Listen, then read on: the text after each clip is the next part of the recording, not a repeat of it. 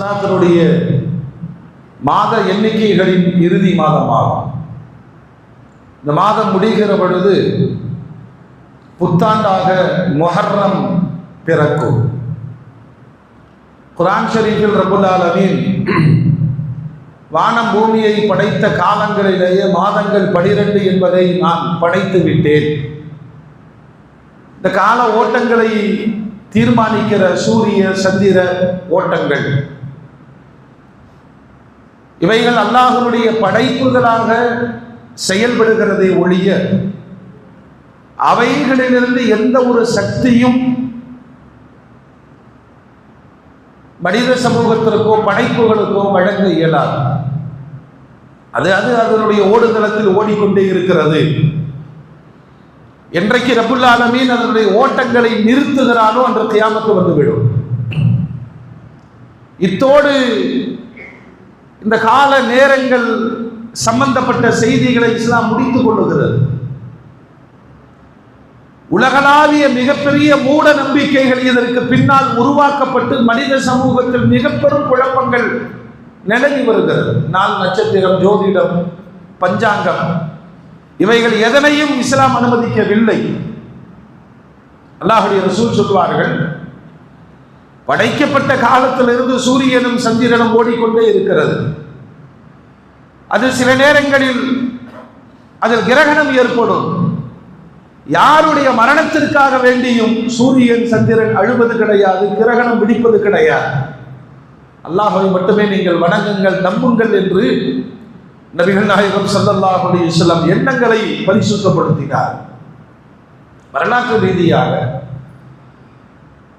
பெருமானார் ஸல்லல்லாஹு அலைஹி வஸல்லம் அன்னவர்களுடைய ஹிஜ்ரத் பயணம் மக்காவிலிருந்து மதீனாவிற்கு புறப்பட்டதை மையப்படுத்தி இஸ்லாமிய ஆண்டு என்று ஒரு வரலாற்று செய்தி முன்வைக்கப்பட்டது.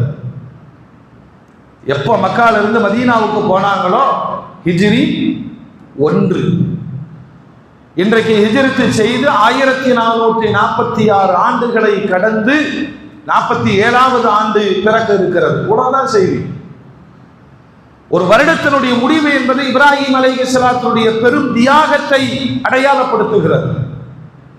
இந்த நபிமார்கள், நல்லோர்கள், சாலிஹீன்கள் காலங்களை, மாதங்களை, நாட்களை எந்த தியாகத்தை கொண்டு நடைமுறைப்படுத்தினார்களோ அந்த தியாகங்களை நினைவு கூர்ந்து கழிந்த ஆண்டில் ஏற்பட்ட பாவங்கள் குறித்து கவலைப்படுவதோடு வரும் ஆண்டில் நல்லவர்களாய் வாழ்வதற்கு முயற்சிக்க வேண்டும். அல்லாஹ் தௌஃபீக் செய்வானாக. அதனாலதான் இஸ்லாமிய மரபுகளில் புத்தாண்டு கொண்டாட்டம் அப்படிங்கிறதெல்லாம் ஒன்றும் இல்லை. ஹிஜ்ரத்தை நினைவுபடுத்துகிற ஆண்டு பிறக்கிறது, அவ்வளவுதான். மாதங்களில் மிக சிறந்தது ரமலானுடைய மாதம், வாரங்களில் சிறந்தது ஜும்மாவுடைய நாள். இந்த இபாதத்திற்கான சிறப்புகளை முன்வைத்து இந்த கால நேரங்கள் சிறப்பு செய்யப்பட்டு இருக்கிறதே தவிர மற்ற நாட்களை தாழ்த்தி. இன்னைக்கும் பார்த்தீங்கன்னா செவ்வாய்க்கிழமை கூடாதுன்னு சொல்ற ஆளுங்க தான் இருக்கிறாங்க. செவ்வாய்க்கிழமை ஆகாது அப்படியெல்லாம் கிடையாது.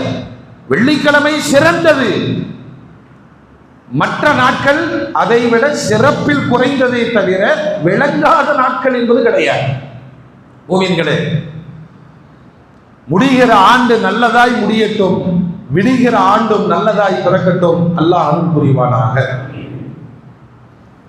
ரப்புல் ஆலமீன் மனிதனை ஒரு சோதனையாகத்தான் உலகத்தில் படைத்திருக்கிறார். பார்த்து பார்த்து ரப்புல் ஆலமீன் படைத்தார். இந்த படைப்பை ரசித்து எப்படி படைக்க வேண்டும் என்ற நுணுக்கத்தோடு அல்லாஹ் படைத்தான். மனிதனுடைய இதயம் என்னுடைய விரல்களுக்கு இடையில் இருக்கிறது என்று மனித இயக்கம் அல்லாஹ்வுடைய கட்டுப்பாட்டில் இருக்கிறது என்பதையும் பெருமானாரின் வழியாக அல்லாஹ் சொல்லிக் கொடுத்தார். 1000 சட்டங்கள் நபிமார்களின் வழியாக, வேதங்களின் வழியாக முன்வைக்கப்பட்டாலும் நிறைய நபிமார்கள், குறிப்பாக நபிகள் நாயகம் ஸல்லல்லாஹு அலைஹி வஸல்லம் அதிகமாக பேசிய செய்தி எது என்று தேடி பார்த்தால் மனிதனுடைய குணங்களை பற்றி மிக மிக பெருமானார் பேசியிருக்கிறார். ஒரு இடத்துல சொல்லுவார், உங்களுடைய நற்குணங்களை பூர்த்தி செய்யத்தான் நான் அனுப்பப்பட்டு இருக்கிறேன். அல்லாஹ்விடத்திலே உயர்ந்தவர்கள் யார் தெரியுமா? உங்களுடைய குணங்களில் யார் நல்லவர்களோ அவர்கள் தான் அல்லாஹ்விடத்திலே மிக உயர்ந்தவர்கள். தெளிவாக சொன்னார்கள், நற்குணங்கள் தான் உங்களை வாழ வைக்கும், துர்க்குணங்களை நீங்கள் அகற்றி விடுங்கள். இந்த பாடம் சொல்லப்பட்டதனுடைய காரணம் என்ன தெரியுமா? நாம் கஸாலி ரஹ்மத்துல்லாஹி அலைஹி மனிதனுடைய துர்க்குணங்களை பட்டியலிடுவார்கள். ஒரு மனுஷனுக்கு காசு, பணம், அந்தஸ்து, சமூகம், திருமணம், மனைவி, மக்கள், வாழ்வு, இது எல்லாம் தாண்டி குணம் இருந்துச்சுன்னா நல்லா இருப்பான். குணம் இல்லைன்னா எதுவும் அவனுக்கு சொல்லுங்க எல்லாத்துலேயும் சிடு சிடு சிடுன்னு பேசிட்டே இருக்கிறான். இப்போ இவர்கிட்ட பணம் இருந்து என்ன, மனைவி மக்கள் இருந்து என்ன, சமூகத்தில் அந்தஸ்து இருந்து என்ன, எல்லோரும் ஓடுவார்கள் இல்லையா? பெருமானாரை பார்க்கிற பொழுதெல்லாம் அருமைக்குரிய சஹாபாக்களுடைய முகங்களில் ஒரு மலர்ச்சி தெரியும். அந்த அளவு குணத்தின் குன்றாக நபிகள் நாயகம் ஸல்லல்லாஹு அலைஹி வஸல்லம் வாழ்ந்திருக்கிறார். அல்லாஹ்வுடைய ரசூல் ஒவ்வொரு குணத்தையாக சொல்லுகிறார்கள். ஒரு சஹாபி வந்து கேட்கிறார், யா ரசூலல்லாஹ் உபதேசம் செய்யுங்கள். மென்மையா சொல்றாங்க, கோபப்படாதே. அவ்வளவுதான். 3 முறை அவருக்கு சொன்னார்கள். ஏன்னா யாருக்கு எது தேவையோ, இந்த கோபம் ஒரு மனிதனுடைய முழு வாழ்வை அழித்துவிடும். பழமொழிகளில் சொல்வார்கள், கோபத்தினுடைய தொடக்கம் பைத்தியக்காரத்தனம், அதனுடைய முடிவு கை செய்தல். காலையில் எல்லாத்துக்கும் சண்டை போட்டுருவான். நைட் படுத்திருக்கும் போது கொஞ்சம் நிதானமா பேசிருக்கலாமா, வியாபாரம் போச்சு, மனைவி போச்சு, நண்பன் போயிட்டாரு. அந்த கோபத்தில் வெளிப்படுகிற பொழுது அது பைத்தியக்காரத்தனத்தை காட்டும். அல்லாஹ்வுடைய ரசூல் கோபப்பட்டிருக்காங்க. எங்க தெரியுமா? அல்லாஹ்வுடைய விஷயத்தில் வரம்பு மீறுகிற பொழுது முகம் சிவக்கிற அளவுக்கு பெருமானார் கோபப்பட்டு இருக்கிறார்கள். தன்னுடைய விஷயத்துல ரொம்ப மிருதுவான நடவடிக்கைகளை தான் அல்லாஹ்வுடைய ரசூல் கடைபிடித்து சமூகத்திற்கு சொன்னார்கள். கோபம் நல்லதல்ல, கோபம் நல்லதல்ல. அதே மாதிரி மனிதர்களுடைய சில இயல்புகள் இருக்கிறது. நம் குறையை விட பிறருடைய குறையை தேடுவது அலாதியானது. அது சிலருக்கு வந்து லைஃபே அதுதான். அவன் என்ன செய்யறான், இவன் என்ன செய்யறான், அவன் எங்க போறான் தெரியுமா? காலையில் ஃபஜ்ர்லே தொடங்கிடுவார் தெரியுமா?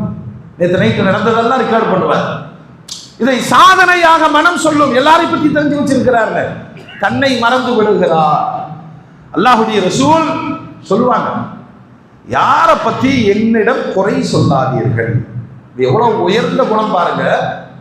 ஏன்னா சந்திக்கிற பொழுது முதல்ல நல்லா தான் சந்திப்போம். அஸ்ஸலாமு அலைக்கும், வலைக்கும் ஸலாம், நல்லா இருக்கீங்களா, நேற்று எங்க போனீங்க, வியாபாரம் எப்படி, அவரை பத்தி தெரியுமா அப்படின்னு அல்வா மாதிரி ஆரம்பிச்சு 2 பேரும் பயங்கரமாக கழுகி குடிப்போம், பாவமே என்று தெரியாமல். ஒண்ணுமே இல்லை. நான் இன்னொருவரை பற்றி உங்களுடைய மனதில் ஒரு தவறான எண்ணத்தை பதித்து விட்டால் நீங்கள் அவரை பார்க்கும் பொழுதெல்லாம் சொல்லுங்க, அந்த தவறான கண்ணோட்டத்தோடு தான் நீங்கள் பார்ப்பீர்கள். இது சமூகத்திலே மிகப்பெரிய தீமைகளை உருவாக்கும். இவரே பேசிட்டு சொல்லிடுவார், அவன் ஒரு திருடன, இப்ப நீ பார்த்தியா, நீ அனுபவிச்சியா? இல்ல, அவர் இன்னைக்கு காலையில் சொன்னார், அவன் சரியான திருட்டு பையன். அது என் மனசுல பதிந்து விட்டது. பெருமானார் சொல்லுகிறார்கள், யாரை பற்றியும் உண்டான விமர்சனங்களை என்னிடம் சொல்லாதீர்கள். ஏன்னா எல்லோரையும் நல்லவர்களாகவே நான் பார்க்க விரும்புகிறேன் அப்படின்னு நபிகள் நாயகம் ஸல்லல்லாஹு அலைஹி வஸல்லம் சொன்னார். இந்த 23 ஆண்டு கால வரலாற்றிலே யாரை பற்றியும் அல்லாஹ்வுடைய ரசூல் புறம் பேசியது கிடையாது, விமர்சனம் செய்தது கிடையாது, பகைவராக ஆக்கி கொண்டதும் கிடையாது. இதெல்லாம் வருமா? இதெல்லாம் வருமா? குர்ஆனிலே ரப்பல் ஆலமீன் பெருமானாரை பாராட்டி சொல்லுகிறான், வ இன்னக லஅலா குலுகின் அதீம், நீங்க தான் குணத்தின் உயரத்தில் இருக்கிறீர்கள். சொந்த சமுதாயத்தோடும் அப்படித்தான், சகோதர சமுதாயத்தோடும் அப்படித்தான். பெருமானாருடைய குணத்தினால் தான் இஸ்லாம் 1400 ஆண்டுகளை தாண்டி பயணித்துக் கொண்டிருக்கிறது. இஸ்லாத்தை படிப்பவர்கள் பெருமானாரை தான் படிக்கிறார்கள். ஏன்னா அதை சொல்ல வந்த ஆசிரியர் எப்படி நடந்தார்? யூதர்கள் குறை தேடி மடிந்து போனார்களை தவிர பெருமானாரை குறை காண முடியவில்லையே. நஸ்ரானிகள் எங்காவது பெருமானாரை குறைபடுத்தி விடலாம் என்று எழுதினார்கள், பேசினார்கள். எழுத எழுத பெருமானார் உயர்ந்தார்களே தவிர அவர்கள் கொச்சைப்படுத்துவதற்கான வழி அவர்களுக்கு கிடைக்கவில்லை. இன்றளவும் உலகளாவிய போராட்டம். எங்காவது பெருமானாருடைய குணங்களில் குறை கண்டுபிடித்து விட வேண்டும். அவர் ஆபாசமாக பேசினார். 63 வருஷத்துல பெருமானாருடைய வார்த்தைகளில் ஆபாசம் வெளிப்பட்டதில்லை. பெருமானாரும் சொல்லுகிறார்கள், மனைவிமார்களும் சொல்லுகிறார்கள், சஹாபாக்களும் சொல்றாங்க. யாரையாவது கண்டிக்கணும்னு விரும்பினா அல்லாஹ்வுடைய ரசூல் பொதுவான வார்த்தைகளை சொல்லுவாங்க. என்ன நடந்துச்சு, ஏன் இப்படி இருக்கிறாங்க என்றுதான் சொல்வார்களே தவிர யாரையும் சங்கடப்படுத்தி ஊண்டி சொல்லுகிற பழக்கம் கூட பெருமானாரிடம் இருந்ததில்லை. 10 வருஷம் பெருமானாருக்கு பணியாளராக வேலை செய்தவர்கள் அனஸ் ரலியல்லாஹு அன்ஹு. சின்ன பையன் தானே, அல்லாஹ்வுடைய ரசூல் கடை தாட்டி விடுவாங்க. விளையாட்டிலே நான் மூழ்கி விடுவேன், போன காரியம் மறந்துடும். என்னை தேடி பெருமானார் வருவார்கள்.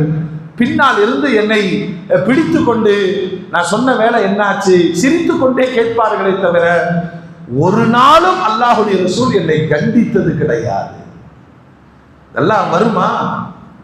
இதெல்லாம் வருமா? இந்த குணத்தை அல்லாஹ் மிக மிக கண்காணிக்கிறான். நற்குணங்களை வாழ்வாக்கி கொள்ளுங்கள். வாழ்நாள் முழுவதும் பொய் பேசியது இல்லையே பெருமானார். அசூசையான வார்த்தைகளை பயன்படுத்தியது இல்லையே. யாருடைய மனமும் துன்பப்படுகிற அளவுக்கு பேசியது இல்லையே. இத்தனைக்கு பிறகும் தன்னுடைய சக்கராத்துடைய நேரத்தில் யாராவது புண்படும்படி நடந்திருந்தால் நீங்கள் பொறுத்துக் கொள்ளுங்கள் என்று பொருத்தம் வேண்டியவர்கள் நபிகள் நாயகம் ஸல்லல்லாஹு அலைஹி வஸல்லம் சொன்னாங்களா இல்லையா? தொழுகையாளியான பெண்மணி நல்ல இபாதத்தெல்லாம் இருந்துச்சு. ஒரு பூனையை கட்டி வைத்து உணவும் தராமல் அவிழ்த்தும் விடாமல் கொடுமைப்படுத்தினால் அவள் நரகவாதினான். அங்கு இரக்க குணத்தை தொலைத்து விட்டாள். இன்னொரு பெண்ணை பற்றி பெருமானார் சொன்னார்கள், ஒரு தவறான வாழ்க்கை வாழ்ந்து கொண்டிருந்த பெண்மணி, ஒரு நாய் தாகத்திற்கு தவிக்கிற பொழுது தன் புடவையை நீரில் நினைத்து அதனுடைய தாகத்தை தீர்த்தால் இந்த குணத்தை அல்லாஹ் ரசித்தான். வேசியாக இருந்தும் சொர்க்கத்தை பெற்றால் என்று நபிகள் நாயகம் ஸல்லல்லாஹு அலைஹி வஸல்லம் சொன்னார். ஆழமாக கவனிக்க வேண்டியது இந்த குணத்துல தான் ஆதம் அலைஹிஸ்ஸலாம் காலத்துல இருந்து மனித சமூகத்தினுடைய வாழ்வு நகர்ந்து கொண்டே இருக்கிறது. முதல்ல ஆதம் அலைஹிஸ்ஸலாத்தினுடைய பிள்ளைகள் ஹாபில் காபில், ஒருத்தர் விவசாயி, ஒருத்தர் ஆட்டு இடையர். திருமணம் முடிப்பதும் சார்ந்த விஷயத்தில் பொறாமை ஏற்பட்டது. இதுதான் பிரச்சனை. இப்போ குர்ஆன்ல அல்லாஹ்வுடைய ரசூல் சொல்லுவாங்க, டெய்லி படுக்கும்போது ஓதிக்குங்க, அல்லாஹு ரப்பில் ஃபலக் மின் ஷர்ரி மா ஹலக்,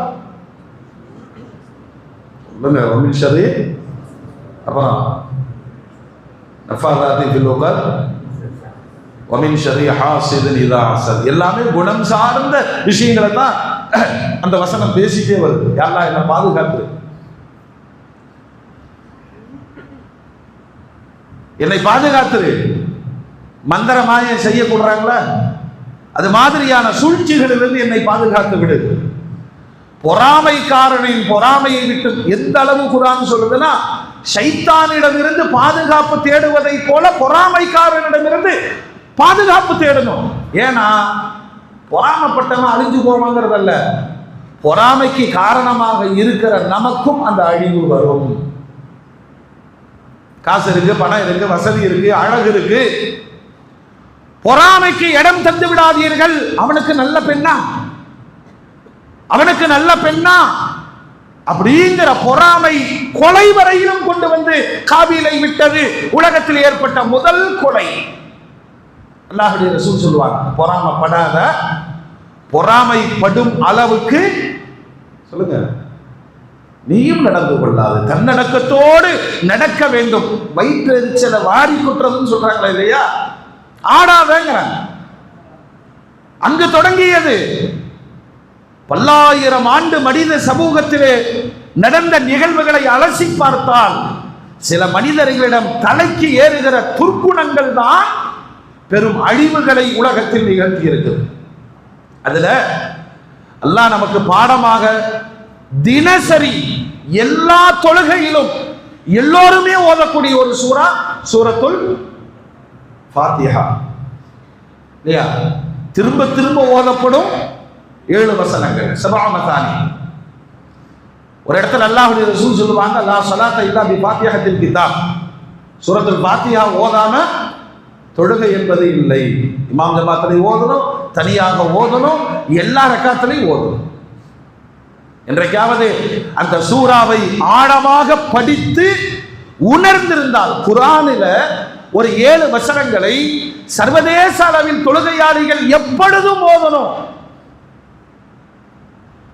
3 வசனம் அல்லாஹ் புகழுது, அல்ஹம்துலில்லாஹி ரப்பில் ஆலமீன் அர்ரஹ்மானிர் ரஹீம் மாலிகி யௌமித்தீன். புடிச்சா நம்மை அடிமைப்படுத்துகிறான். ஈயாக்க நஅபுது வ ஈயாக்க நஸ்தஈன். நாங்க யாரையுமே வணங்க மாட்டோம். வணக்கம் என்பது அல்லாஹ் உனக்கு மட்டுமே சொந்தம். திரும்ப திரும்ப தௌஹீதை அல்லாஹ் தொழுகையின் வழியே திணிக்கிறான். மறந்தும் கூட வணக்கத்திற்குரியவன் அல்லாஹ். அது அல்லாததை நீ சொல்லி விடாதே. ஈயாக்க நஅபுது, அரபி கிராமர்ல நஅபுதுக்கன்னு சொல்லலாம், ரொம்ப எளிமையா, உன்னை நான் வணங்குகிறேன். ஆனா அதை திருப்பி போட்டு தான் அல்லாஹ் சொல்றான், ஈயாக்க நஅபுது, உன்னை மட்டுமே வணங்குவேன். அந்த வார்த்தை ஒரு பாடத்தை சொல்லுது. பணம் சேர சேர பணத்தை வணங்கி விடாதே, மனதை வணங்கி விடாதே. குர்ஆன்ல ஒரு இடத்துல அல்லாஹ் சொல்றான், மனோ இச்சையை இறைவனாக ஆக்கி கொண்டவர்கள் மனம் என்ன சொல்லுதோ அப்படி வாழ்வ. இல்ல, நப்சு சொன்னால் கூட நீ அல்லாஹ்ட்ட கேளு. மனசு ஆசைப்படுது, எப்படியாவது வீட்டை கட்டிடுவோம், வட்டிக்கு வாங்கினாச்சு கட்டிடுவோம், அப்புறம் தௌபா பண்ணிக்கலாம், இப்படி எல்லாம் மனசு சொன்னாலும் அல்லாஹ் சொல்றான், ஹராமானது உனக்கு கூடாது, ஹராமானது கூடாது. மனோ இச்சைக்கு வழிபடுவதும் ஷிர்க் தான். அல்லாஹ் சொல்லி கொடுக்கிறான், ஈயாக்க நஅபுது, உன்னையே வணங்குவேன், உன்னை மட்டுமே வணங்குவேன். வ ஈயாக்க, உன்னிடத்திலே உதவி தேடுவேன். யாரு யாருக்கு உதவி செய்ய முடியாது என்பதை அல்லாஹ் தெளிவுபடுத்தார். கடுமையான சுகரில் பாதிக்கப்பட்டு, இல்லையா, காலெல்லாம் வீங்கி விரலை எடுக்கிற சூழ்நிலையில மனம் பரிதவிக்குது. நெருக்கமானவர்கிட்ட சொல்றோம், கடுமையான சுகர். சொன்ன அங்கிருந்து என்ன கிடைக்கும்? சொன்ன என்ன கிடைக்கும் சொல்லுங்க? ஒன்றும் கிடைக்காது. அவரு சொல்லுவார், எனக்கும் பிபிங்க, திடீர்னு தலை சுத்தி விழுந்துருவேன், அவ்வளவுதான். பிரச்சனைக்கு பிரச்சனையை தவிர யாரும் உதவிட முடியாது, அல்லாஹ் தான் உதவி செய்யவான். அழுதுரு. பெருமானாருடைய வரலாற்றில் பசித்தாலும் தொழுது அல்லாஹ்விடம் கேட்பார்கள், வறுமை ஏற்பட்டாலும் அல்லாஹ்விடம் எழுதியிருக்கிறார்கள், கடுமையான வெயில் அடித்தாலும் அல்லாஹ்விடத்திலே கெஞ்சி இருக்கிறார்கள். எல்லாத்துக்கும் தொழுகையின் வழியே உதவி தேடுதல் அல்லாஹ்விடத்திலே. அந்த ஈமான் நம்மள்ட்ட எங்க போச்சு? எல்லாம் முயற்சி பண்ணிட்டு கடைசியில் அல்லாஹ்ட்ட கேட்போம், அப்படியே காப்பாத்து. நம்ம தோக்கிற இடம் புரியுதா? சொல்லுங்க, தோக்கிற இடம் புரியுதா? அல்ல, நான் சாதிச்சிருவேன், எனக்கு தெரியும். எம்பி ரெக்கமெண்ட் எல்லாம் இருக்கு. அவரு ஆஜியார் சொல்லியிருக்காரு, எல்லாம் முயற்சி பண்ணி எல்லோரும் கைவிட்ட பிறகு பள்ளிவாசல் உட்கார்ந்து அழுதுட்டு இருக்கிறான், என் பிள்ளைய காணா, ரப்பே நீ தான் காப்பாற்றணும். இது எப்ப செஞ்சிருக்கணும் சொல்லுங்க? எப்ப செய்யணும்? ஆரம்பத்தில் செய்யும். நோய் தொடுகிற பொழுது நோய் தந்தவனிடம் விட வேண்டும். அதுதான் பாடம். சொல்லிட்டு அல்லாஹ் சொல்றான், நீ எங்க சுத்தி அடிச்சாலும் கடைசியில் எங்கிட்ட தான் வரணும், கேளு. இஹ்தின ஸிராத்தல், ஹிதாயத்துல என்ன? நேர்வழி கொடு. நேர்வழி எதுல நேர்வழி? பேசுறதுல நேர்வழி இருக்கணும், கொடுக்கல் வாங்கல்ல நேர்வழி இருக்கணும், வியாபாரத்தில் நேர்வழி இருக்கணும், பயணத்தில் நேர்வழி இருக்கணும், வாழ்க்கை முழுவதும் ஹிதாயத்து. ஹிதாயத்துனா நம்ம பள்ளிவாசல்ல வந்தா மட்டும் ஹிதாயத்து, வெளியில போனா ஹிதாயத்து இல்ல. பொண்ணு பார்க்க போறோம், 2 ரக்காத் தொழுதுட்டு அல்லாஹ்ட்ட கேட்டு போய், அல்லாஹ் சாலிஹான பெண்ணை காட்டி கொடு, முடிஞ்சு. நம்ம எல்லாம் பார்த்துட்டு வந்து கடைசியில் எதுவுமே செட் ஆகலைன்னு, யா அல்லாஹ் என் பிள்ளைக்கு ஒரு நல்ல ஜோட கொடு, கிடைக்கவே கிடைக்காது. ஹிதாயத் வாழ்க்கை முழுவதும் நிரம்பி இருக்கிறது. அல்லாஹ் சொல்ற, எங்கிட்ட கேளு. எதுனா அதை சொல்லிட்டு, நேர்வழி யார்கிட்ட இருந்துச்சு தெரியுமா? ஸிராத்தல் லதீன அன்அம்த அலைஹிம், நீ யாருக்கெல்லாம் உபகாரம் செஞ்சையோ, அல்லாஹ் உபகாரம் செய்த மனிதர்கள் யார் என்பதை குர்ஆன் பட்டியலிடுகிறது. நபிமார்கள், சித்தியீன்கள், ஷுஹதாக்கள், சாலிஹீன்கள். இந்த ஒரு பட்டியலை எல்லாம் சொல்றான். குணத்தில் நற்குணம் நிறைந்த ஒரு மனிதர்களுடைய பாட்டை தான் உன்னுடைய வாழ்வு. பெருமானார் எப்படி சம்பாதித்தார்கள், எப்படி செலவழித்தார்கள், ரோல் மாடல் அங்க பாருங்க. நீ ரத்தன் டாட்டாவையும் அப்புறம் அம்பானியும் பார்த்துட்டு உட்கார்ந்துருந்தேன்னா வாழ்க்கை பல்லிடிச்சுட்டு தான் போகும். நீ பெருமானாரை பார்க்க வேண்டும். பெருமானார் எப்படி சம்பாதித்தார்கள், எப்படி செலவழித்தார்கள், பெருமானார் எப்படி திருமணம் முடித்தார்கள், எப்படி மனைவிமார்களோடு நடந்து கொண்டார்கள். அல்லாஹ் சொல்றானே, நீ பின்பற்றுவதற்கான ஒரு உயர்ந்த குண அழகு கொண்ட மனிதர்கள் இருக்கிறார்கள் சொல்லிட்டு ரப்புல் ஆலமீன் அதோட முடிச்சிடல, இன்னொன்னையும் சொல்றான். ஒவ்வொரு தொழுகையிலையும் ஓதுறோம், ஒவ்வொருத்தரும் ஓதுறோம். கைரில் மஹ்தூதி அலைஹிம். ஆமா, குர்ஆனுக்கு விளக்கம் சொல்லுகிற முஃபஸ்ஸிர்கள் சொல்லுவாங்க, உன்னுடைய கோபத்திற்கு ஆளாக்கப்பட்டவர்களின் நெறி வேண்டாம். அல்லாஹ்வுடைய கோபத்திற்கு ஆளானவர்கள் ஒரு கூட்டம் இருக்கா இல்லையா? இருக்கா இல்லையா? இரண்டாவது, வழிகட்டவர்களின் வாழ்வும் வேண்டாம். சூரத்துல் ஃபாத்திஹா கடந்து போகிற செய்தி அல்ல, தினம் தினம் என் வாழ்க்கையை தூண்டுகிற பாடம். ஒரு நாளைக்கு குர்ஆனை எடுத்து வச்சு தர்ஜுமாவை படிச்சு நம்ம அறிவுக்கு உட்பட்டு சூரத்துல் ஃபாத்திஹா என்ன சொல்றா திரும்பி திரும்பி யோசித்து பாருங்கள். கூட இருந்து வழி நடத்துகிறான். நீ வாழ்வதாக இருந்தால் நபிமார்கள், சித்தியீன்கள், ஷுஹதாக்கள், சாலிஹீன்கள் அவங்கள மாதிரி பார்த்து வாழு. துனியாலையும் தப்பிச்சிருவா, மறுமையிலையும். ஆமா, கேடுகட்ட ஒரு கூட்டம் இருக்கிறது. அவர்கள் அல்லாஹ்வுடைய கோபத்திற்கு ஆளாக்கப்பட்டவர்கள், வழிகட்டு போனவர்கள்.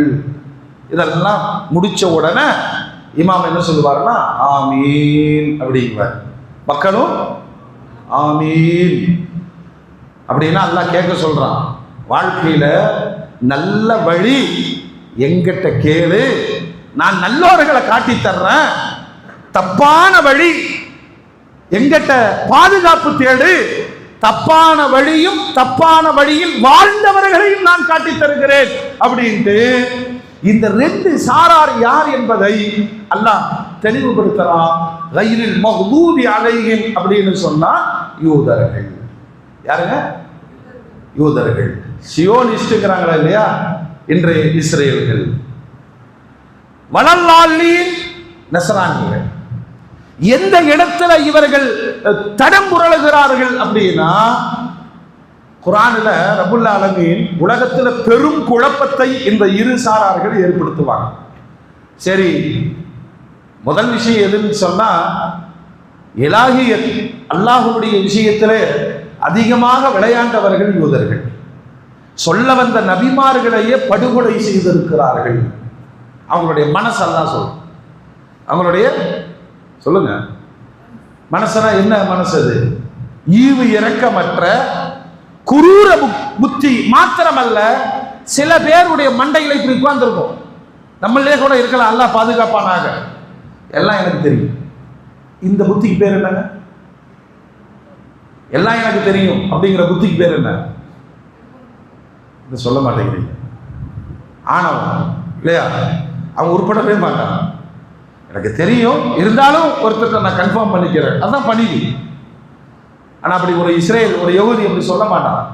எல்லா அறிவும் எங்களுக்கு தான் இருக்கு.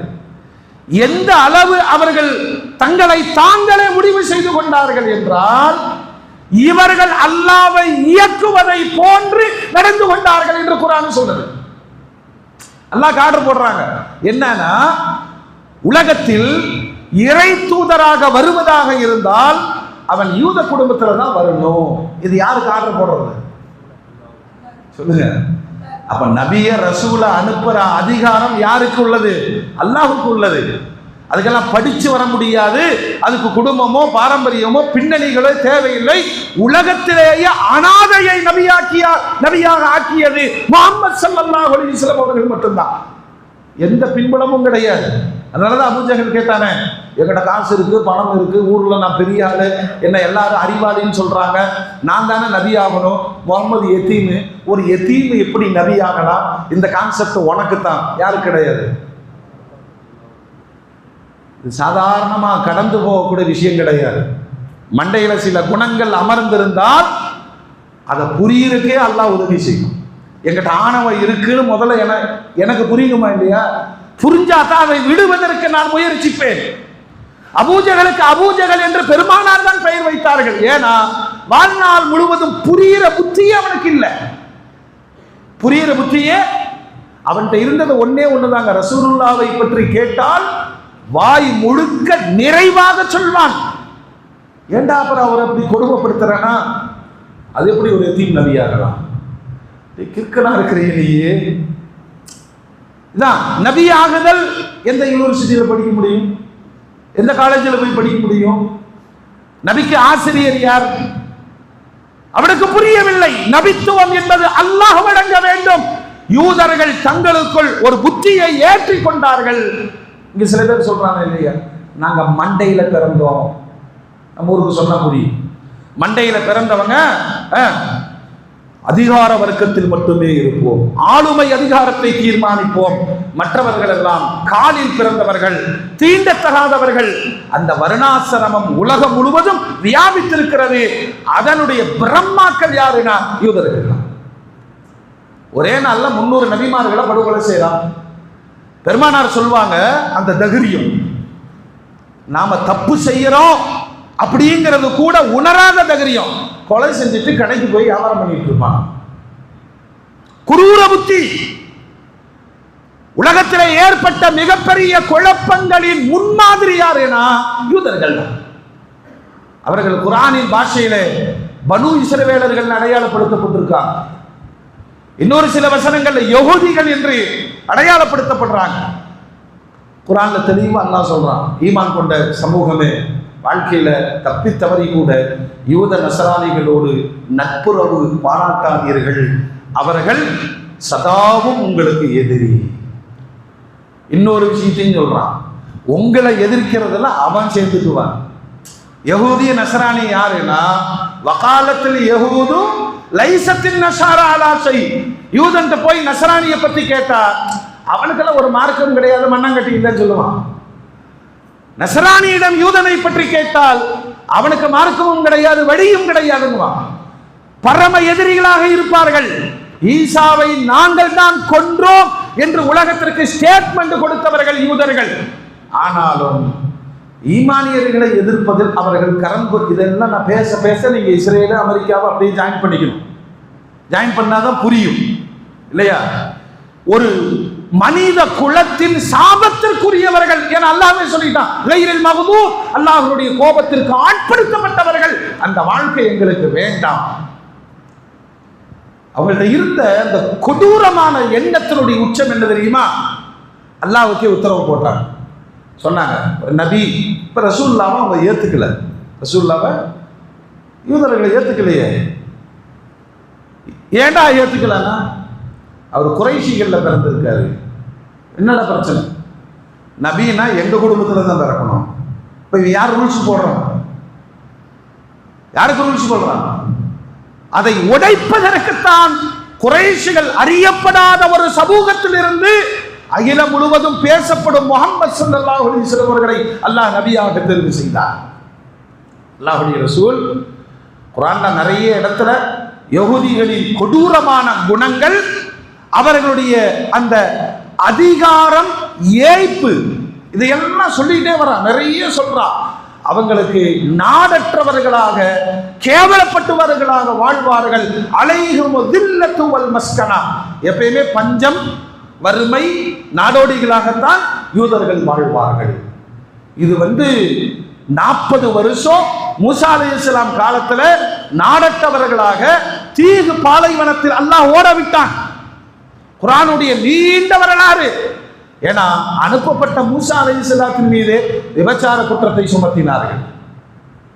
ஆத்துல குளிக்கும் போது மூசா அலைஹிஸ்ஸலாத்தினுடைய அவுரத் மறை உறுப்பை தெரிந்து கொள்வதற்கு ஆசைப்பட்டார்கள். எவ்வளவு கேவலமானவன்னு பாருங்க. ஒரு ஆள் குளிக்கும் போது பாத்ரூம் திறந்து பார்த்து சிரிக்கிற மாதிரி. எல்லா விதமான கேவலமான நடவடிக்கைகளும் யூதர்களிடம் இருக்கும். அதுல அதிகாரம் பண்ணா நாம மட்டும்தான் பண்ணணும், வேற எவனும். இப்படி நாடோடிகளாக வஞ்சகர்களாக இருந்தவர்கள் பெருமானாருடைய காலத்தில் அருமைநாயகம் ஸல்லல்லாஹு அலைஹி வஸல்லத்துக்கு அறிமுகமே இல்லை.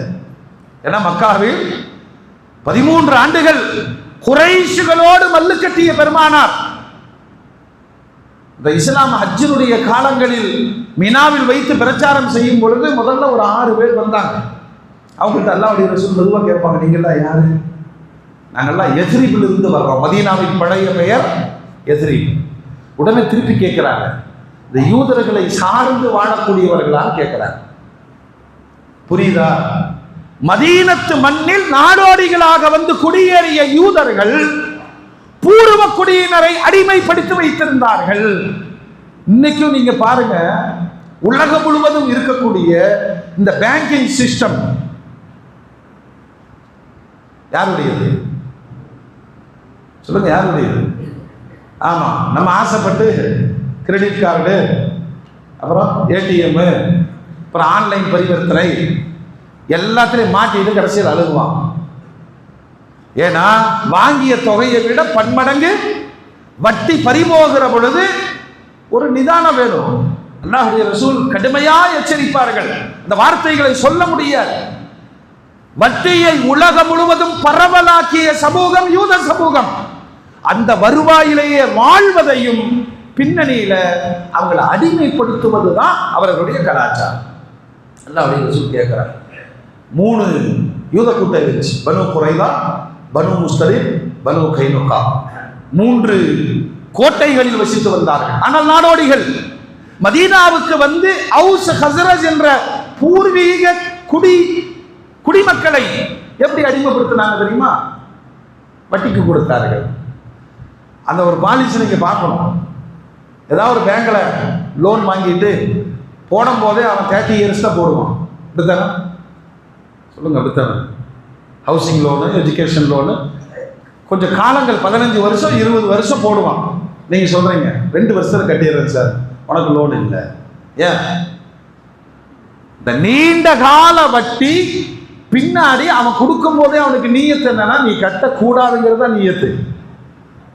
அப்புறம் என்ன ஆகும்? வீடு ஜப்திக்கு வரும், வண்டி, சொல்லுங்க.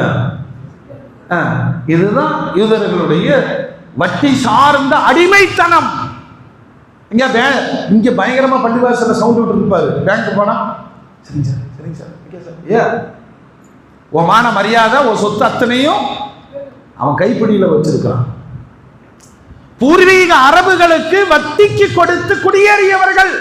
அதனாலதான் அல்லாஹ்வுடைய ரசூல் கேட்கிறாங்க, யூதர்களை சார்ந்து வாழக்கூடியவர்களா நீங்க? பெருமானாருக்கும் மதீனாவிற்கும் குடும்ப ரீதியான உறவு இருக்கிறது. பாட்டனார் அப்துல் முத்தலிப் மதீனாவில் பிறந்தவர். பெருமானாருடைய தாயார் ஆமினா அம்மா மதீனத்து மண்ணை சார்ந்தவர்கள். அப்துல்லாவின் கடைசி வஃபாத்து மதீனாவில் நிகழ்ந்தது. அதனால யஸ்ரிபை குறித்து பெருமானாருக்கு அறிமுகம் இருந்தது. அப்படி கேட்டுட்டு கேட்கும் போதே ஒரு வார்த்தை தானே. நம்ம சில பேர்த்துல கேட்போம், எங்க குடியிருக்கிறீங்க? குடியிருப்புல. அப்படி அட்ரஸ் அவர் வீட்டுக்கு பக்கத்துலையா? அப்படின்னா என்ன அர்த்தம்? எப்படா சாகாம இருக்கிறான்னு அர்த்தம். சில பேர்களுடைய விபரீதங்களை இந்த வார்த்தைகளில் வெளிப்படுத்துவோம். அப்படித்தான் பெருமானார் கேட்கிறாங்க, அந்த யூதர்களை சார்ந்து வாழுகிறீர்களா? சரி, அல்லாஹ்வுடைய ரசூல் நிர்பந்தமாக ஹிஜ்ரத் செய்து மதீனாவிற்கு வருகிறார்கள். வந்து பார்த்தா இந்த பூர்வீக அவுஸ் ஹஸ்ரஜ் குடும்பம் இஸ்லாத்தை ஏற்றுக்கொண்டது. அன்சாரிகள் அப்படின்னு பெயரை மாற்றி விட்டார். இந்த யூதர்களை எல்லாம் அழைத்து வைத்து பெருமானார் ரொம்ப ஜாக்கிரதையா காம்ப்ரமைஸ் பேசுகிறார்கள். ரொம்ப ஜாக்கிரதை உணர்வோடு பேசுகிறார்கள். ஏன்னா உலகத்தில் இருக்கிற அத்தனை சூழ்ச்சிகளும் நிறைந்தவர்கள் யாரு? யூதர்கள். குர்ஆன் அல்லாஹ் சொல்றான், யாருக்கு எதிராக நீங்க சூழ்ச்சி செய்யாதீங்க, அவனுக்கு உதவியா அல்லாஹ் சூழ்ச்சி செய்வாங்க. சூழ்ச்சின்னு என்னன்னு புரியுதா? சூழ்ச்சின்னு என்னன்னு புரியுதா? சிக்க வைக்கிறது. ஒரு ஆளை சிக்க வச்சுட்டு பின்னாடி சிரிக்கிறது, தந்திரங்கள், இதையெல்லாம் இவர்கள் அறிவு என்று நினைப்பார்கள். அதனால அல்லாஹ்வுடைய ரசூல் அவங்களையும் கூப்பிட்டு வச்சு சொன்னாங்க, யூதனாவே இருந்துக்க, கிறிஸ்தவன் கிறிஸ்தவனாகவே இருந்துக்க, நாங்கள் முஸ்லிம்கள் முஸ்லிம்களாகவே இருப்போம். மதீனா நமக்கான பொது நாடுனா, மதீனா நம்ம எல்லாருமே மதீனத்து வாசிகள். வெளியில் இருந்து ஆபத்துகள் வந்தால் எல்லோரும் எதிர்கொள்ளலாம். இங்க நெருப்பு வணங்கிங்க. யூதர்கள் வணக்கத்தை கிறிஸ்தவர்கள் சொன்னாங்க, வேற என்ன பள்ளிவாசல தொழுதுக்கோன்னா. இவ்வளவு உரிமைகளை ஒரு ஜனநாயகத்தை பெருமானார் ஏற்படுத்தும் பொழுது வெகு ஜாக்கிரதையாக யூதர்களை கையாண்டார்கள்.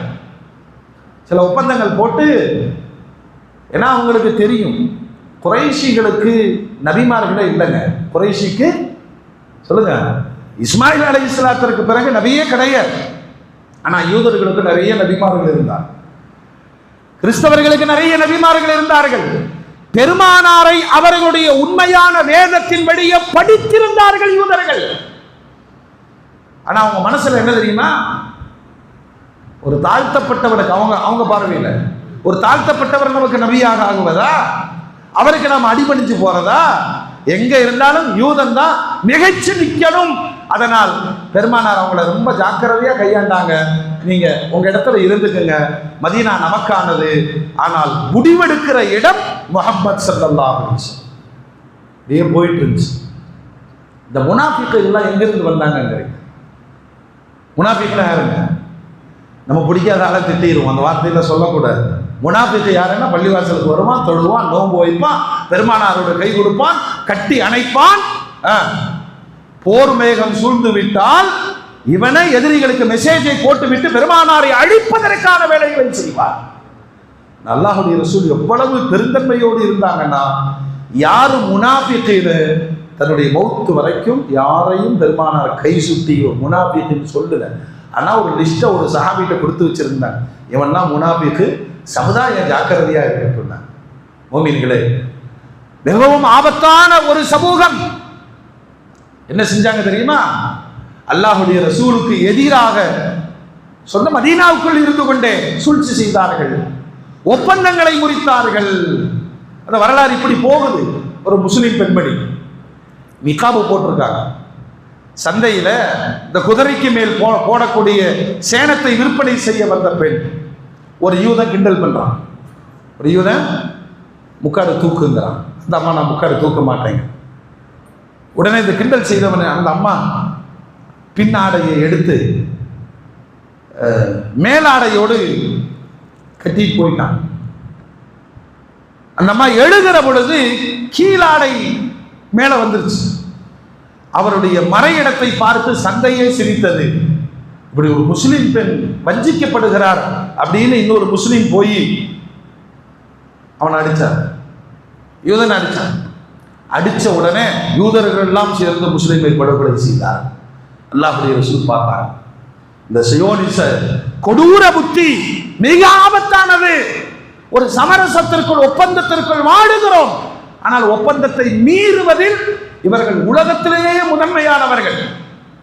சாதாரண யோசிக்கல, அமெரிக்கா அணுகுண்டு வச்சிருக்கலாம், அணு ஆயுதங்கள் வச்சிருக்கலாம், இஸ்ரேல் வச்சிருக்கலாம், ஆனா ஈராக் வைக்கக்கூடாது, சதாமை பலி கொடுத்தார்கள் இல்லையா?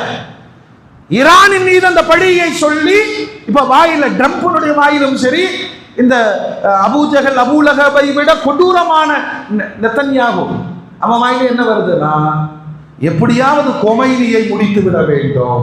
இவர்களுடைய குரூர புத்தி. இப்போ உலகத்திற்கு நாங்கள் மட்டுமே இருக்க வேண்டும், நாங்க அணு ஆயுதம் வச்சிருப்போம், நாங்க போர் செய்வோம், நாங்கள் நினைத்த நாடுகளை தாக்குவோம். நான் ரப்புல் ஆலமீன் பெரியவனா இல்லையா?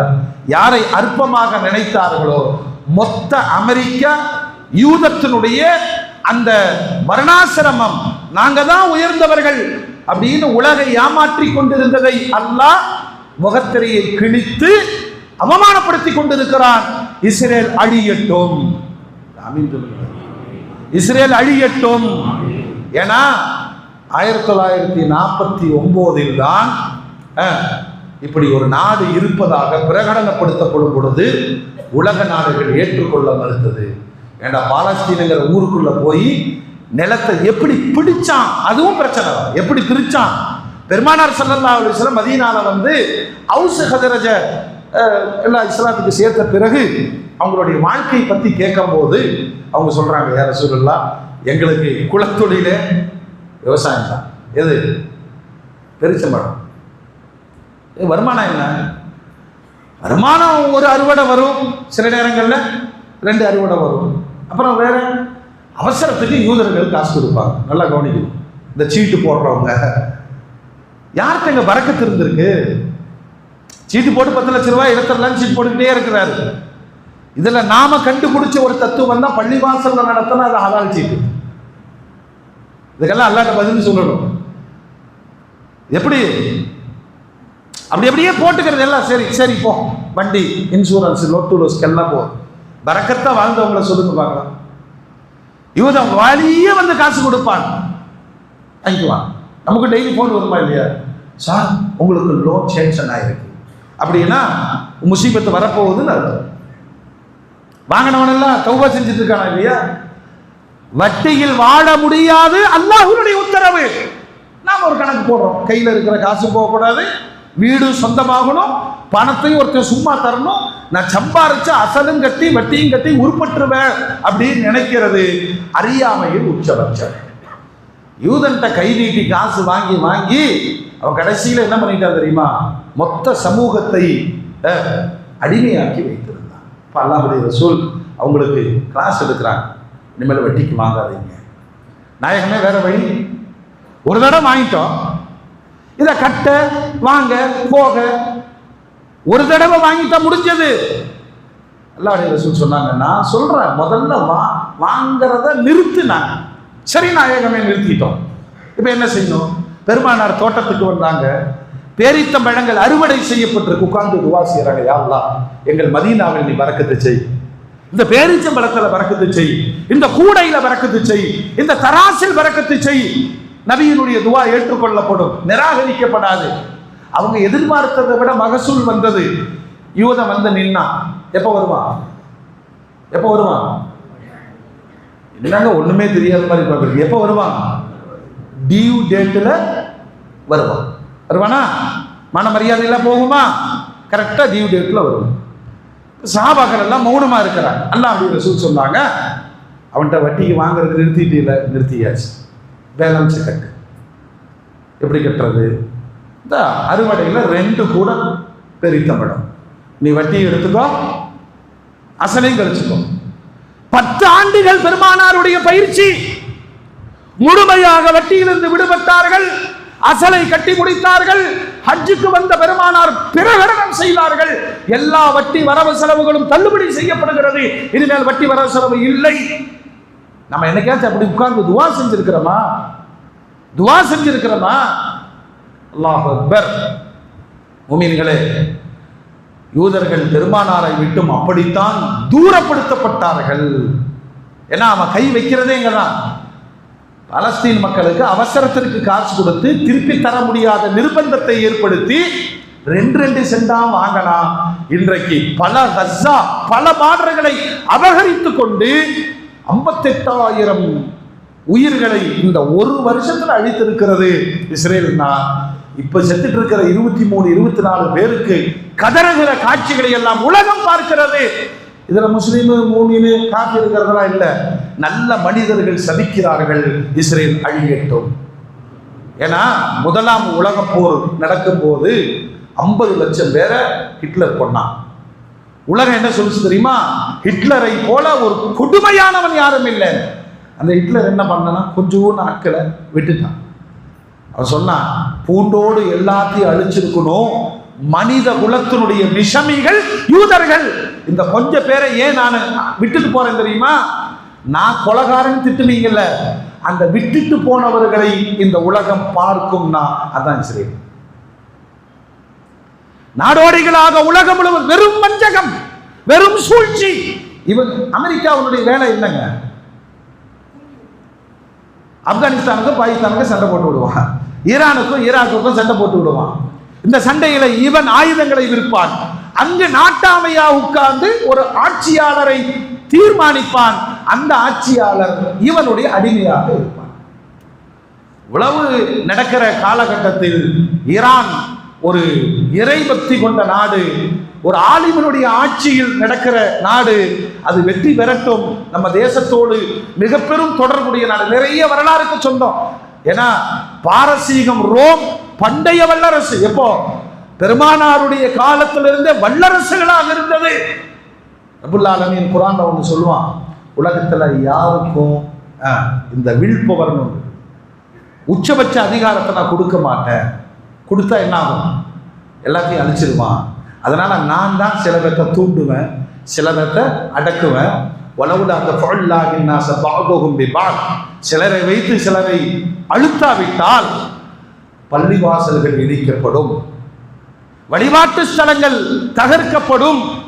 சிலரை வைத்து சிலரை, இப்போ அமெரிக்காவும் சரி இஸ்ரேலும் சரி ஈரானை கண்டு பயப்படுகிற நிலையை அல்லாஹ் உருவாக்கி கொண்டிருக்கிறான். இந்த சமூகம் இங்கே யோசிக்கணும். இந்த பாசிசம் 11 ஆண்டுகளை கடந்து போகிற பொழுது இவனுக்கு குவைத் அதிபர் வேணும், கத்தாருடைய அதிபர் வேணும். ஆனால் இந்தியாவில் வாழக்கூடிய அப்துல்லாவும் அப்துல் காதரும் கொல்லப்பட வேண்டும் என்று தொடர்ந்து, அது கோயம்புத்தூர் மேலே அவங்களுக்கு ஒரு தனி கண்ணு. என்ஐஏவை அனுப்ப வேண்டியது இஸ்லாமிய இளைஞர்களை. சொல்லுங்க, நம்மளும் பேசாமல் இருந்துக்கோம். அரபிக் கல்லூரின்னா நாம தான் நடத்திட்டு இருக்கோம். முடிஞ்சோம். யோசிக்கணுமா இல்லையா? முஸ்லிம்களுடைய வணக்க வழிபாடுகள், மஸ்ஜிதுகள், மதரசாக்களின் மீது அதே குரூரம், இஸ்ரேலுடைய குரூரத்தை தாங்கி இருப்பது இந்த தேசத்தினுடைய ஆட்சியை கையில் வைத்திருக்கிற பாசிச பாஜக. ரொம்ப ஜாக்கிரதையாக பயணிக்க வேண்டிய காலம். நமக்கு சில செய்திகளை நான் சொல்றேன், நம்மளும் நல்லவங்களா இருக்கணும். இப்ப என்னன்னா, எப்படியாவது சம்பாதிக்கணும்னு சில பேர் இருக்கிறோம், எவங்காசாவது திங்கணும். அதுல ஒரு ட்ரிக்ஸ் என்னன்னா, அரபிக் கல்லூரி நடத்துகிறோம். எவ்வளவு லெட்டர் பார்த்துருப்பீங்க, எவ்வளவு வசூல். நீங்க என்ன 10 ரூபாய் என்ன பண்ற போகுது? நிறைய பேரை அது தவற செய்கிறது. தவறான என்ன தேவைங்க? ஒரு அரபிக் கல்லூரி நடத்துறதுங்கிறது சாத்தியமான விஷயம் கிடையாது இல்லையா? அது ஒரு ஜமாத்து, ஒரு சமூக அமைப்புகள் ஜமாத்தின் கீழே கொண்டு வர வேண்டியது. அதனால அதை விட தாண்டி ஆன்லைன் அரபிக் கல்லூரி ஏமாத்திர வேலை தான். நேர்லயே ஒழுக்கமா ஓட மாட்டேங்கிற, ஆன்லைன்ல எப்படி ஓதுவோம் சொல்லுங்க? என் கொண்டாட்டி ஆன்லைன்ல ஓதுது, ஆலிமாவாயிருச்சு. போய் பாரு எப்படி இருக்குன்னு. லிப்ஸ்டிக் அடிச்சுட்டு டான்ஸ் ஆடிட்டு இருக்கு. பொய், அத்தனையும் பொய். தயவு செஞ்சு நான் சொல்றேன் இளைஞர்களே, இந்த அந்த சைத்தான் இருக்குல்ல, அதுக்கு பேர் என்ன? ஆமா, ஏதாவது ஒரு லிங்க் அமுத்தி என்னைய வீட்டுக்கு வர வச்சுறாரு. கண்டவனெல்லாம் மார்க்கம் சொல்லி கொடுக்குறாங்க. பிரச்சனை என்ன? எங்க பார்த்தாலும் தலாக் தலாக் தலாக். வாரத்தில் 10 தலாக் வரும். என்ன காரண காரியம் புரிய மாட்டேங்க. அத்தனை சோசியல் மீடியாக்கள். இதுல பெரிய தமாஷை என்ன தெரியுமா? எழுதவும் தெரியாது, படிக்கவும் தெரியாது, அவன் தான் பஞ்சாயத்து பண்றான். ஒரு முட்டாளுக்கு முன்னாடி ஒரு முட்டாளுக்கு உட்கார்ந்துட்டு ஏதாச்சும் செய்யுங்கிறாங்க. அல்லாஹ்வுடைய வேதம் உயிரோட இருக்கு. கொஞ்சம் அறிவு இல்லைனா எங்க ஒரு பானிபூரி கடைக்காரன்ட்ட போய் எனக்கு ஹார்ட் ஆப்ரேஷன் பண்ணுன்னு சொல்லுவியா? சொல்லுவியா? என் முன்னாடிக்கு பிரச்சனை, நீங்க பஞ்சாயத்து பண்ணுங்கன்னு ஆக படிக்காத முட்டாள்கிட்ட முன்னாடி உட்கார்றான். அவனுக்கு சரியத்தையும் தெரியாது, இந்திய லாபம் தெரியாது. ஏதாவது ஒரு பாதிக்கப்பட்ட கணவன் அல்லது மனைவி கோர்ட்டுக்கு போனா மொத்த ஜமாத்தும் ஸ்டேஷனுக்கு போகும். பஞ்சாயத்து பண்றது பெருமை நினைக்கிறான்.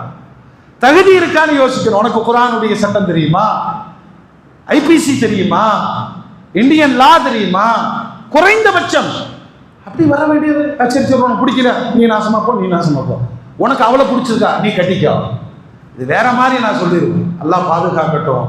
நம்மளை சில வேலைகளுக்கு அல்லாஹ் பொறுப்பை தர்றான்னு சொன்னா அந்த இடத்தை வரம்பு மீறி எடுக்கும் பொழுது நல்ல பையங்க, உனக்கு விஷயம் புரியல, பிரிச்சு வச்சுட்ட, அந்த பையனுடைய வாழ்வுக்கு அல்லாஹ்ட்ட நீ தானே பதில் சொல்லணும். வாழ வேண்டிய ஒரு பெண்ணை நீ பஞ்சாயத்துங்கிற பேரில் நீ பிரிச்சு வைத்தால் அவளுடைய சாபம் அல்லது அவள் மேல் சுமத்தப்பட்ட கரை காலம் முழுக்க இருக்கும் பொழுது அந்த பாவம் உங்களை சும்மா விடுமா? அல்லாஹ்வுடைய ரசூல் சொன்னாங்க, எந்த பஞ்சாயத்துக்கும் நீ நிற்காத. ஏன்னா அதனுடைய விபரீதம் அவ்வளவு பயங்கரமானது. அப்படி ஒரு பஞ்சாயத்து வந்தால் பஞ்சாயத்தை செய்கிறவரை எப்படி இருக்கணும்னா, ஒது செஞ்சு 2 ரக்காத் தொழுது, யா அல்லாஹ் ஒரு கணவன் மனைவி மன ஒவ்வாமையினால என்கிட்ட வந்திருக்கிறாங்க, நான் பேசுற பேச்சுல அவங்க சேர்ந்து வாழணும்னு இவர் துவா செஞ்சுட்டு போகணும். இது போகும்போது பிரிச்சு வைக்கிறேன் பாத்தியா, நான் 4 பிரிச்சு வச்சுட்டேன், 8 பிரிச்சு கூட்டி வச்சு அடிக்கணும். எல்லா மஹல்லாக்கள்லையும் 2 தப்பு பகிரங்கமா நடக்குது. தவறான முறைகளில் சமுதாயத்தினுடைய பொருளாதாரத்தை வசூல் செய்வது, ஏமாற்றுவதும், அதுக்கு உடந்தையாக இருப்பதும், நல்ல நல்ல குடும்பங்களை பஞ்சாயத்தின் பெயரால் பிரித்து வைத்து, என்னங்க சண்டை போட்டு வந்துச்சுங்க, கோர்ட்டில் போனாலே 6 வாய்தா 8 வாய்தா கொடுக்குறான். இவர் மகரிப்புக்கு வந்தவனை இஷாவுக்கு பிரிச்சு விட்டாரு. அது இஷா தொழுதுட்டு போய் சேர்ந்துருச்சுங்க. சொந்த பொண்டாட்டியோடு விபச்சாரம் செய்கிற பாவம் சொல்லி நான் தலாக் சொல்லிட்டேன். இந்த சொன்னார் தலாக் சொல்றேன் சொல்லிட்டான். இஷாக்கு பிறகு அதை கூப்பிட்டு மன்னிச்சுங்க, நான் தெரியாம பேசிட்டேன் அப்படின்னு, சரி வாடி போட அப்படின்னு சொந்த மனைவியோடு விபச்சாரம். தன் சொந்த மனைவிக்கு பிறக்கிற குழந்தை விபச்சார குழந்தை. இத்தனைக்கு நீங்கள் யார் அல்லாஹ்ட்ட பதில் சொல்லுங்க? நான் என்ன கோர்ட்டா, ஜட்ஜா, காலியா? அல்லாஹ் அக்பர். சுத்த ஜாகில்கள் நிறைய ஜமாத்துகள்ல அப்படியே எடுத்தேன் கவிழ்த்தேன் பஞ்சாயத்து பண்றது. இவங்க பெரிய லா படிச்ச மாதிரி. எத்தனை குடும்பத்தை நீங்கள் தவறாக வழி நடத்துகிறீர்கள், உடைக்கிறீர்கள், மன உளைச்சல்கள் ஏற்படுத்துகிறீர்கள். அல்லாஹ்வின் மீது பக்தி இருந்தா எவனாவது பஞ்சாயத்து பண்றவன் துவா செய்வான்னு நானும் பார்த்துட்டு இருக்கிறேன். அவனுக்கு துவாலாம் கிடையாது, நாசமா போட்டு சொல்றான் பெருமையா. 5 குடும்பத்தை நாசமாக்கிட்டேன். உன் குடும்பம் எப்படி நல்லா இருக்கும் நான் கேட்கிறேன். அல்லாஹ்வுடைய ரசூல் எச்சரிக்கிறார்கள், சேர்த்து வைப்பதற்குத்தான் பஞ்சாயத்தை தவிர முடித்து வைப்பதற்கு அல்ல. துரத்தி விடுகிறார்கள் பெருமானார். துரத்தி கடைசி ஒரு எண்டு இருக்கு. 8 பஞ்சாயத்து இருக்குங்க. கணவன் மனைவி விவகாரத்துல 8 கட்டங்களை தாண்டிய பிறகு அவங்கள்ட்ட கடைசியா கேட்டுட்டு தான் முடிவு அப்படிங்கிறத எடுக்கணும்னு சொன்ன இஸ்லாம். அவங்களும் அப்படித்தான் எங்களை பிரிச்சு விட்டுருங்கன்னு வர்றாங்க. சின்ன சிறுசு புத்தி சொல்ல வேண்டியவங்களுக்கு புத்தி இல்லை, வழிகாட்ட வேண்டியவங்களுக்கு வழி இல்லை, விபரீதம் நடக்கிறது. எல்லாம் 30 வயசுக்குள்ள 3 புருஷன், 25 வயசுல 2ஆம் தாரம் கட்டிட்டு சுத்துறான். அந்த இல்லறத்தினுடைய தன்மைகள் மாறி போகிறது. சவுதிகள்லாம் போய் பார்த்தா இஷ்டம் போல மேரேஜ். ஏன்னா இந்த அதிகாரங்கள்லாம் முட்டாள்கள் கையாளுறாங்க. எது குலா தலாக்கு ஃபர்ஸ்ட் வேண்டாமா, ஓகே டன், மகர் கொடு. அவளுக்கு 6வது புருஷன். அப்புறம் அந்த காமெடி தான் சொல்லணும். இவருக்கு முன்னாடி அவருக்கு பிறந்தது இது, இவரு தான் தாலி கட்டினது. உலகத்தின் ஆக குழப்பங்களை நானே என் சொந்த சமூகத்தில் ஏற்படுத்துகிற பெரும் பாவத்தை ஏற்படுத்தியவன். அல்லாஹ்வுடைய ரசூல் சொன்னாங்க, அந்த வார்த்தைக்காக அல்லாஹ்வுடைய அரிசி நடுங்குகிறது. எந்த வார்த்தை அது? இன்னைக்கு குலோப்ஜாம் வாங்கி சாப்பிட்ற மாதிரி ஆயிடுச்சு. இதுக்கு நான் உடந்தையாக இருந்தால் என்ன ஆகும் என்பதை சமூகம் கவலைப்படணும். நீ யார்கிட்ட முதல்ல பஞ்சாயத்துக்கு போறன்னு நீ தெளிவாயிரு. போற ஆளுக்கு ஒண்ணும் தெரியாது. அவன்கிட்ட போய் உட்கார்றியா, அவன் என்ன சொல்லுமா, அவனுக்கு ஒரு ஆயத் தெரியுமா? நாளைக்கு நீயே வழக்கு போட்டால் என்ன ஆகும்?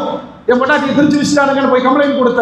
முத்தலாக்கு சட்டம் வருவதற்கான காரணி சொந்த சமுதாயத்தினுடைய அறியாமை. வல்லரபுல் ஆலமீன் நடக்கிற இந்த நிகழ்வுகள்ல எங்கோ நடக்குதுன்னு நினைக்காதீங்க. உயிர்கள் பயந்து அலறி அடித்து ஓடுகிற பொழுது மனம் என்ன பதவதைக்குது. இப்படித்தானே 58,000 உயிர்கள் பாலஸ்தீன் கஸாவில் ஷஹதாக்களாக பரிதவித்து இருக்கும். உணவுக்கு கியூவில் நின்றவர்களை சுட்டு தள்ளிய கொடூரமானவர்கள் இஸ்ரேலியர்கள் தான். அந்த வழியை அல்லாஹ் உணர வைக்கிறான். ஈரான் பயப்படாமல் தன் நடவடிக்கைகளை கொடுத்து கொண்டிருக்கிறது. அல்லாஹ் ஈரானுக்கு உதவி செய்வானாக. பாலஸ்தீன் அந்த மண்ணிலிருந்து இஸ்ரேல் என்ற நாடு இல்லாமல் அழியட்டும். அது நல்லதாகவே உலகத்தில் தீர்வை தரட்டும். பிறக்கிற புத்தாண்டு மொத்த உலகத்திற்கும் அமைதி சார்ந்த ஒரு உலகம் பிறப்பதற்கு அல்லாஹ் தௌஃபீக் செய்வானாக. வாஹிர் தாவானா அனில் ஹம்துலில்லாஹி.